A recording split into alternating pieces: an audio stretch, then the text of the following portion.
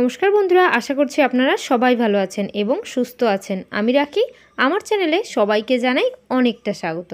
তো বন্ধুরা প্রতিদিনের মতো আজ চলে এসেছি খুবই গুরুত্বপূর্ণ কিছু টিপস নিয়ে, যেটা আপনাদের সংসারের কাজকর্ম করতে অনেকটা সহজ হবে আর তার মধ্যে থেকে একটু সময় বাঁচাতে পারবেন। তো আমি চলে এসেছি আমার প্রথম টিপসে আমরা বাজার থেকে যখন এই ধরনের নতুন চিরুনি কিনে আনার পর দেখবেন যখনই আমাদের চুলে দিয়ে আঁচড়ায় তো মাথার মধ্যে না অনেকটা ব্যথা লাগে। কারণ কি? কারণ এই যে চিরুনির যে ধারটা, সেই ধার কিন্তু প্রচুর পরিমাণে থাকে। সেই ধার না কমানো পর্যন্ত কিন্তু এই চিরুনির দাঁতগুলো ধারালোটা কমে না। তো বাড়িতে যদি ছোট বাচ্চা থাকে তাদের যখন চুলটা আঁচড়ায় দেখা গেলো বাচ্চাদের স্কিন কিন্তু অনেকটা পাতলা, ওদের স্কিন ছিঁড়ে রক্ত বেরোনোর একটা সম্ভাবনা থেকে যায় নতুন চিরুনি দিয়ে চুল আঁচড়ালে। তাই আমরা কি করব? এখানে আমি ভাত বসিয়ে দিয়েছি। তো বন্ধুরা আমরা ভাত যখনই বসিয়ে দিয়েছি, বসানোর পর দেখবেন ভাতটা ফুটে ওঠার সঙ্গে সঙ্গে আমাদের হাঁড়িটা কিন্তু অনেকটা তো গরম হয়ে যায়। বন্ধুরা সেই গরম হাঁড়ির মধ্যে কিন্তু চিরুনি দেব না। কারণ কি করব, হাঁড়িটা যখন গরম হয়ে গেছে সেই গরম হাঁড়ির গায়ে আমরা এইভাবে চিরুনিটাকে ঘষে নেব। তাহলে দেখবে আমাদের গ্যাস খরচা হবে না। কারণ যে কোনো যদি তাওয়াটাও গরম করি তাহলেও কিন্তু আমাদের গ্যাস অনেকটা খরচা হয়ে যায়। তাই গরম হাঁড়িতে এইভাবে চিরুনি ঘষে নিলে ওর যে ধারালো দাঁতটা, সেই ধারালো দাঁতটা কিন্তু অনেকটা নরম হয়ে যাবে। এইবার আমরা যখন চুলের মধ্যে চিরুনিটা দেব তখন কিন্তু আমাদের আর কোনো প্রবলেম হবে না। কারণ নতুন চিরুনির এই ধারালো যে দাঁতটা থাকে সেই দাঁতেই অনেকটা সমস্যা থাকে। সেই ধারটা আমরা যখনই কম করে ফেলবো দেখবেন বাচ্চা হোক বড় হোক কারোরই আর কোনো সমস্যা হবে না। বন্ধুরা আশা করছি চিরুনির এই ছোট্ট টিপসটা আপনাদের অনেকটা কাজে আসবে, অনেকটা ভালো লেগেছে। তো আমি চলে এলাম আমার পরবর্তী টিপসে। এখানে একটা পেজ নিয়ে নিয়েছি। তো যে কোনো খাতার একটা পেজ নিয়ে নেবেন। তো এই ধরনের পেজগুলো সাধারণত আমরা কী করি, আমরা লেখাপড়ার কাজ করি এই খাতার পেজে। তো আমরা আজ কিন্তু কোনো লেখাপড়া করব না, লেখাপড়া ছাড়াই আজ কিন্তু একটা এতটা ভালো টিপস শেয়ার করব যেটা আপনাদের কিন্তু অনেকটা টাকা পয়সা সাশ্রয় করতে পারবে। এবার আমি এই যে পেস্টটা নিয়ে নিয়েছি, একটা প্লেট নিয়ে নিয়েছি আর রিফাইন্ড তেল নিয়ে নিয়েছি। এবার এই যে রিফাইন্ড তেল আমি কিছুটা পরিমাণ এই পেপারের উপর দিয়ে দিচ্ছি। তো বন্ধুরা পেপারের উপর রিফাইন্ড তেল দেওয়ার পর এটাকে যে কোনো একটা ব্রাশের সাহায্যেও এই তেলটা চারিদিকে ছড়িয়ে দিতে পারেন। আমি এখানে হাত দিয়ে কাজটা করিয়ে দেখিয়ে দিচ্ছি যে পুরো পেপারটার মধ্যেই কিন্তু তেলটা দিতে হবে, তাহলেই কিন্তু এই পেপারের যে কাজ সেটা বুঝতে পারবেন। তো বন্ধুরা যেহেতু আমরা এখানে রিফাইন্ড তেল দিয়েছি, তেল একটু বেশি যদি পড়ে যায়, তেল যদি বেশি না হয় সেক্ষেত্রে কিন্তু পুরো পেজের মধ্যে তেল লাগবে না, আর তেল কম হলে অনেকটাই সমস্যা হবে। তাই একটু তেল বেশি করে দিয়ে এইভাবে পুরো পেপারের মধ্যে তেলটা দিয়ে নেবেন। দেওয়ার পর কিন্তু এটাকে দুই পাশেই তেল লাগাতে হবে না, কারণ একটা পাশে লাগালেই আর একটা পাশ না অলরেডি তেল তেল হয়ে যাচ্ছে। এবার এই যে পুরো পেপারের মধ্যে তেল লাগিয়ে নিয়েছি, লাগিয়ে এটাতে কি কাজ করব, আর তার আগে কি করব, এক্সট্রা যে তেল আছে সেই এক্সট্রা তেলটা একটা যে কোনো পরিষ্কার কাপড় দিয়ে কিন্তু এভাবে মুছে নিতে হবে। বন্ধুরা এক্সট্রা তেল থাকলে কিন্তু পেপারে একদমই হবে না। এবার এটা কি করব, দেখবেন অনেক সময় আমরা নানান টাইপসের যে রেসিপিগুলো তৈরি করি সেই রেসিপির মধ্যে না বাটার পেপার লাগে। তো সেই বাটার পেপার আমরা এমন সময় কোনো কিছু রান্না করছি তখন আমাদের সেই বাটার পেপারের প্রয়োজন, কিন্তু আমাদের সেই বাটার পেপারগুলো ফুরিয়ে গেছে, বাজার থেকে সেই মুহূর্তে আমরা আনতে পারছি না। তখন কিন্তু এই ধরনের পেপার দিয়ে আর একটু তেল দিয়ে আমরা সেই বাটার পেপারটা কিন্তু তৈরি করে নিতে পারবো। এবার এটা যদি একটু বেশি করে তৈরি করে রাখেন সেক্ষেত্রে এটাকে গোল করে রেখে দিতে পারবেন একটা গার্ডারের সাহায্যে। তো বন্ধুরা দেখতেই পাচ্ছেন একদম বিনা খরচায় কি করে একটা বাটার পেপার আমরা তৈরি করে নিতে পারলাম। তো এটা কিন্তু আমাদের অনেকটাই কাজে আসবে রান্নাবান্নার। তো এইভাবে কাজটা করবেন, তাহলে আমাদের কিন্তু অনেক বড় বড় সমস্যা থেকে আমরা রেহাই পাবো।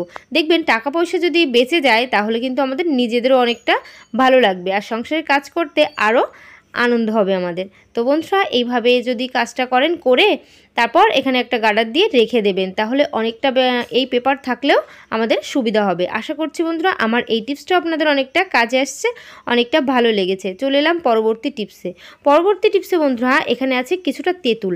তো এই তেঁতুল আমার কিন্তু 1 বছর আগের, তো আমি এটা দেখিয়ে দিচ্ছি। আর 1 বছর আগের হওয়ার জন্য তেঁতুলটা কিন্তু কালো হয়ে গেছে।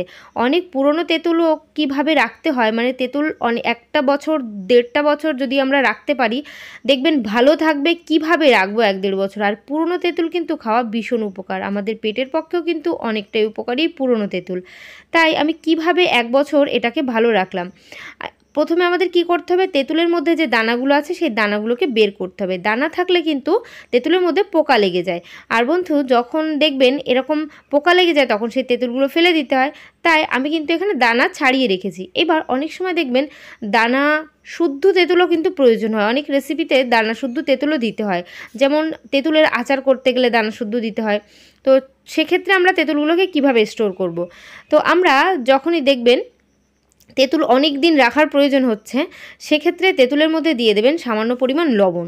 এভাবে তেঁতুলের মধ্যে যদি একটু লবণ দিয়ে দিতে পারেন, সেই লবণটা চারিদিকে মাখিয়ে দিতে হবে তেঁতুলের মধ্যে।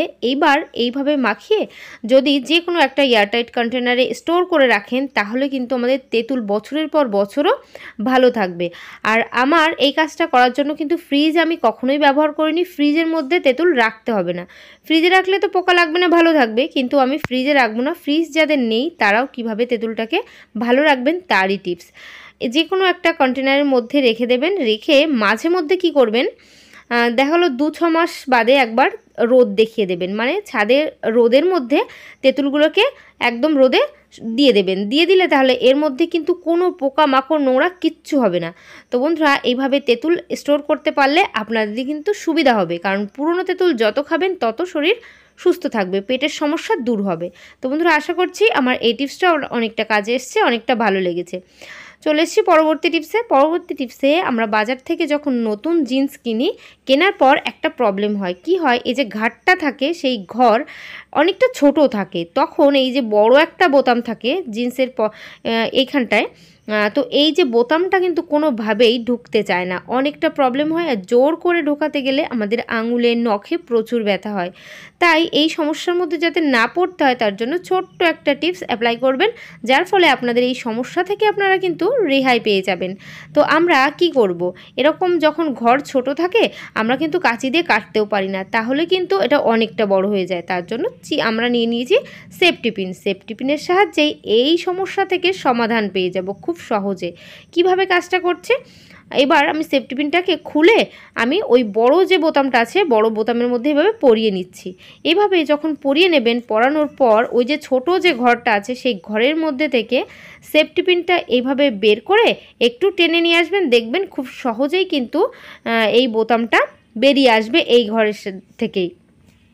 অনেক সময় কী হয়, নতুন জামা কিনি যখন, জামার মধ্যেও সেই ঘরগুলো কিন্তু অনেকটা ছোট থাকে, পরাতে সমস্যা হয়। তো তখনও এই সেফটি পিনের ব্যবহার করবেন, দেখবেন আপনাদের সমস্ত সমস্যার সমাধান হয়ে যাবে। ছোট্ট একটা সেফটি পিনের কামাল এটা। তো প্যান্টের মধ্যে এই কারণে কিন্তু সেফটি পিন দিলেই সমস্যার সমাধান হবে। তো আশা করছি এই টিপসটা অনেকটা কাজে আসবে, অনেকটা ভালো লেগেছে। যদি খুব ভালো লাগে অবশ্যই কিন্তু একটু কমেন্ট করবেন এবং পরিবারের সবার সঙ্গে শেয়ার করতে ভুলবেন না। চলে এসেছি পরবর্তী টিপসে। বন্ধুরা এখানে আছে পাপোশের মধ্যে প্রচুর পরিমাণে নোংরা হয়। কারণ কি, দরজার সামনে থাকে এটা, যদি বেশ কিছুদিন আমরা এটাকে না ধোয়াধুয়ি করতে পারি, মানে ধুতে পারি, সেক্ষেত্রে কিন্তু খুব খারাপ অবস্থা হয়ে যায় পাপোশটার। মানে আমরা পাপোশ ধোয়ার জন্য কিন্তু জল সাবানেরই ইউজ করি। এবার এখন যেহেতু প্রচুর বর্ষা পড়ছে, সেই বর্ষাকালে না পাপোশ ধোয়া সম্ভব হয় না, কারণ পাপোশ অনেকটা মোটা হয়, পাপোশ ধুলে শোকাতে চায় না, তখন বাজে দুর্গন্ধ হয়। তাই আমরা কি উপায়ে পাপোশটাকে পরিষ্কার করব। এখানে 1 চামচ মতো খাবার সোডা নিয়ে নিয়েছি। এবার এই যে খাবার সোডা আর নিয়ে নেব সামান্য পরিমাণ পাউডার। বন্ধুরা এবার এই খাবার সোডাগুলোকে আমি চারিদিকে পাপোশের মধ্যে মিশিয়ে নিচ্ছি। মিশিয়ে আমি নিয়ে নেব পাউডার। এবার পাউডারটাকেও কিন্তু পুরো এই পাপোশের মধ্যে ছড়িয়ে দিতে হবে। এবার এই যে ছড়িয়ে দিয়ে কি হবে, পাপোশের মধ্যে এই ক্লিনিংয়ের জন্য কাজ করবে কি খাবার সোডাটা, আর পাউডারের কাজ কি বাজে কোনো দুর্গন্ধ হয়ে গেলে সেই দুর্গন্ধটাকে দূর করবে। এইবার এই দুটোর মিশ্রণটা আমি এর মধ্যে দিয়ে দিলাম। দিয়ে এটাকে কিন্তু 10 মিনিটের জন্য এভাবে ছেড়ে দিতে হবে। 10 মিনিট যদি না রেখে দিই তাহলে কিন্তু কোনো কাজটা হবে না। পাপোশের মধ্যে প্রচুর পরিমাণে জাম থাকে, সেই জামগুলো কিন্তু মরবে না। এবার আমি কি করব, হাতের সাহায্যে এইভাবে পাউডার আর খাবার সোডা একটু মিশিয়ে নিচ্ছি। মিশিয়ে নেওয়ার পর আমরা যেটা করব সেটা হলো একটা চিরুনি নিয়ে নেব। চিরুনি কেন নিয়েছি, দেখবেন আমরা ঘরের মধ্যে যখন চুল আঁচড়াই, চুল অনেক সময় উড়ে যায়, নিচেই পড়ে, ঝরে পড়ে, সেই চুল না দেখবে পাপোশের মধ্যে প্রচুর পরিমাণে আটকে থাকে। আমরা যতই ঘর ঝাঁটাই না কেন সেই পাপোশ থেকে কিন্তু চুল বেরোতে চায় না। তাই এইভাবে কিন্তু আমাদের চিরুনির সাহায্যে একটু ঘষে নিলে, মানে চুলটা আশ্রয় যেভাবে সেইভাবে পাপোশের মধ্যে করে নিলে, তাহলে কিন্তু যে সমস্ত চুল সুতো আটকে আছে পাপোশের মধ্যে সেগুলো কিন্তু বেরিয়ে যাবে। আর কোনো সমস্যা হবে না। সুতো চুল যদি এর মধ্যে আটকে থাকে সেক্ষেত্রে পরিষ্কার করতে অনেকটা সমস্যা হবে। এবার আমাদের কি হবে, পাপোশটা এর ফলে হবে জীবাণুমুক্ত। চুল নোংরা যেটা ছিল সেটাও পরিষ্কার করা হয়ে গেছে। খাবার যে সোডাটা পাউডারটা দেওয়ার কারণে জীবাণুমুক্ত পাপোশ কিন্তু এখানে পেয়ে গেলাম। এবার এই যে পাউডার, খাবার সোডা, এগুলোকে কিভাবে পরিষ্কার করব। আমরা যে কোনো একটা কাপড় নিয়ে নিতে পারি, সেই কাপড়ের সাহায্যেও কিন্তু আমাদের পাপোশটাকে পরিষ্কার করে নিতে পারি। আর তার আগে বেশ ভালো করে আমি চিরুনির সাহায্যে এইভাবে ঘষে নিচ্ছি। এভাবে ঘষার পর যেখানে যতটাই চুল ছিল সবটা কিন্তু বেরিয়ে আসছে। আপনারাও কিন্তু আপনাদের পাপোশটা চিরুনির সাহায্যে চুল মুক্ত করতে পারেন। প্রত্যেকটা বাড়িতেই মেয়েরা আছে, সেই মেয়েদের চুল আঁচড়ালে চুল পড়ে, সেই চুলগুলো সব পাপোশের মধ্যেই কিন্তু আটকে থাকে, বাইরে আর তারা বেরোয় না। তো আমরা এবার কি করব, ঝেড়ে নিয়েছি। এটা ঝেড়ে একটা কাপড়ের মধ্যে সামান্য একটু পরিমাণ জল দিয়ে নেব। এবার এই যে সামান্য একটা জল নিয়ে এই পরিষ্কার কাপড়টার সাহায্যে কিন্তু আমরা এইভাবে মুছে নেব। মুছে নিলে দেখতে পাবেন এর মধ্যে পাউডার, খাবার সোডা কিছুই আর লেগে থাকছে না। আর কারণ এর মধ্যে জীবাণুগুলো কিন্তু নষ্টই হয়ে গেছে। যতটুকু কাজ ছিল পাউডার আর খাবার সোডা, সেই কাজটাও কিন্তু 10 মিনিটের মধ্যে হয়ে গেছে। তো আমরা এইভাবে কাপড়ের সাহায্যে মুছে নিলে দেখতেই পাচ্ছেন কতটা পরিষ্কার হয়ে গেছে আমাদের পাপোশটা। এটা কিন্তু জল সাবান ছাড়াই এই বর্ষার দিনে আমাদের পাপোশ অনেকটা সুন্দর পরিষ্কার হয়ে গেল, জীবাণুমুক্ত হয়ে গেল। তো বন্ধুরা, আশা করছি আমার এই টিপসটা অনেকটা কাজে আসবে, অনেকটা ভালো লেগেছে। তো আজকের ভিডিও আমি এখানে শেষ করছি। সবাই ভালো থাকবেন, সুস্থ থাকবেন। আবার নেক্সট কোনো ভিডিও তাড়াতাড়ি দেখা হচ্ছে। তো বাই, টাটা।